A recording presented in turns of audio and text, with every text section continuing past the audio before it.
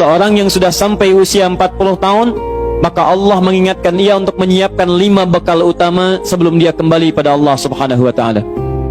Hati-hati yang sudah sampai 40 tahun, jika Anda belum memiliki satu di antara 5 ini, Anda mesti khawatir, karena ini peringatan dari Al-Quran. Baik, 1. Qala Rabbi awzi'ni an ashkura ni'mataka allati an'amta alayya wa ala walidayya. Amanat pertama, kata Allah, dia mesti memperbanyak doa kepada Allah Subhanahu wa ta'ala agar dibimbing.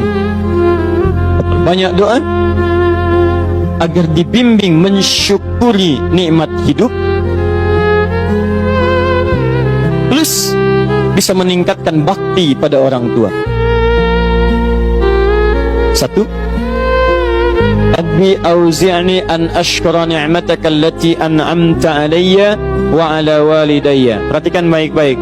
Ya Allah, mohon bimbing saya untuk selalu bisa mensyukuri segala nikmat yang telah Engkau berikan pada saya sekarang, 1, dan pada kedua orang tua saya. Baik, jadi kalau sudah sampai usia 40 tahun, pertama, Anda memohon doa kepada Allah untuk dibimbing terus bersyukur kepada Allah. Ini yang mau saya tegaskan. Lihat baik-baik. Apa itu syukur?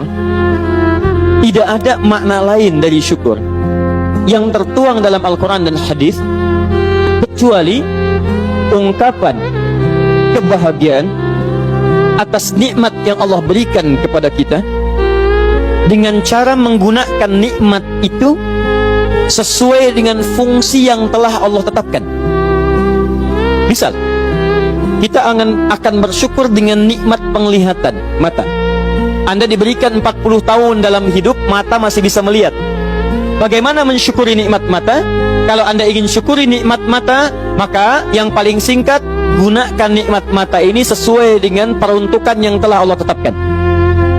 Fungsi yang telah Allah tetapkan. Apa fungsi mata? Masih ingat? Melihat yang baik-baik. Quran surah ke-24 ayat 30 untuk laki-laki, ayat 31 untuk perempuan. Qul lil mu'minina yaghuddu min absarihim. Katakan pada pria-pria yang merasa punya iman. Dengan iman itu dia yakin dengan akhirat.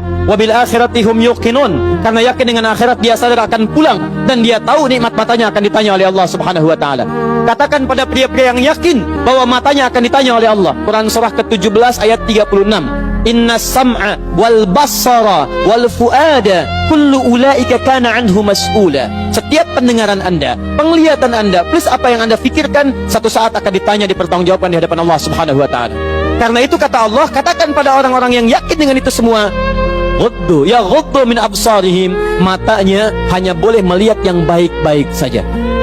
Yang tidak baik, palingkan. Ibu juga sama, ayat 31-nya. Wa kullil mu'minati yaghdudna min absarihinna. Katakan pada perempuan yang merasa yakin dengan Allah, yakin akan pulang, yakin akan ditanya, matanya hanya boleh melihat yang baik-baik saja menurut Allah. Yang tidak baik, palingkan.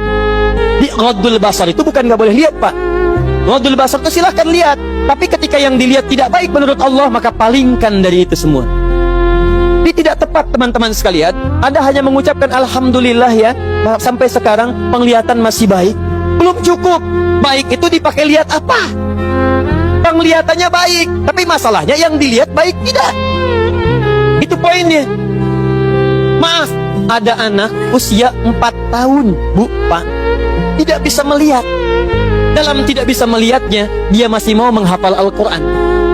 Namanya Mu'af. Tinggalnya di Asyut, adanya di Kaira, negaranya Mesir. Matanya nggak bisa lihat, tapi dia sampaikan pada bapaknya, Pak, saya ingin menghafal Quran. Saya ingin menghafal Quran. Kata bapaknya, kamu yakin? Saya yakin. Baik, keluarga sederhana, punya cuman motor yang sangat luar biasa tidak bagusnya. Dimodifikasi dashboardnya, menempuh jarak kisaran 20 km. Datang pada syekhnya, bapaknya kemudian membonceng, muadnya di belakang. Teman-teman sekalian, setiap berangkat datang pada syekh, dapat hafalan baru, bapaknya tulis ayatnya, disimpan di dashboardnya. Di jalan lihat ke sini, lihat ke jalan, lihat ke sini, lihat ke jalan. Mu'adz bacakan ayatnya, bapaknya mendengarnya. Secara singkat, tiba-tiba setelah itu fasenya berakhir, jadilah anak ini hafal Quran. Yang ngantar belum hafal Quran, yang diantar nggak bisa lihat hafal Quran. Saking mudahnya Al-Quran, yang nggak bisa lihat bisa hafal Quran. tapi bapaknya dapat pahala dari transferan anaknya. Perhatikan baik-baik.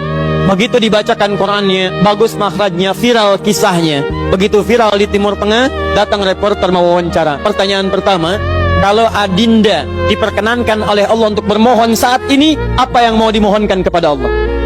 Reporter ini mengira dia akan meminta doa seperti ibunda Imam Al-Bukhari bermohon kepada Allah supaya Al-Bukhari disembuhkan dari butanya. Bu, Pak, Imam Al-Bukhari itu dulu buta. Butanya permanen. Dilahir 2 tahun ayahnya meninggal, 4 tahun buta permanen. Nanti ada satu kejadian di situ yang dengan kejadian itu ibunya berdoa kepada Allah, anaknya menghafal Quran sampai di surat Qaf, ya, ayat ke-22. Anaknya murajaah ayat, ibunya memohon kepada Allah sambil menangis, sambil tertidur, sampai tertidur. Disitulah kemudian terjadi sesuatu yang luar biasa. Seketika Allah sembuhkan Al-Bukhari kecil, matanya bisa melihat kembali.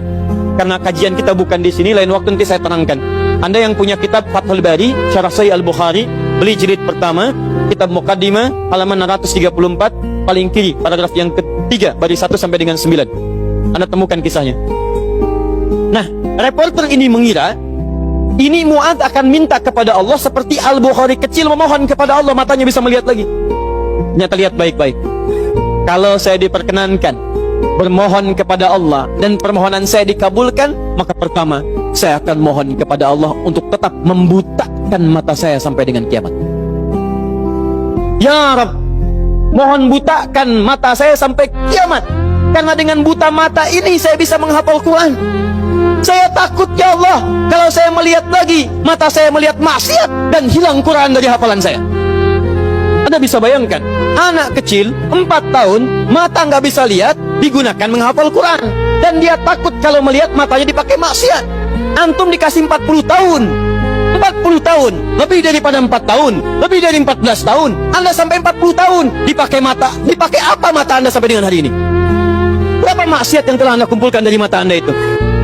Mungkin wajar, jangankan hafal, baca masih sulit, lihat mushaf masih enggan, membaca masih susah. Kalau Anda sulit berhadapan dengan Al-Quran dalam pandangan Anda, tanyakan pada diri Anda, dipakai maksiat apa mata ini selama ini?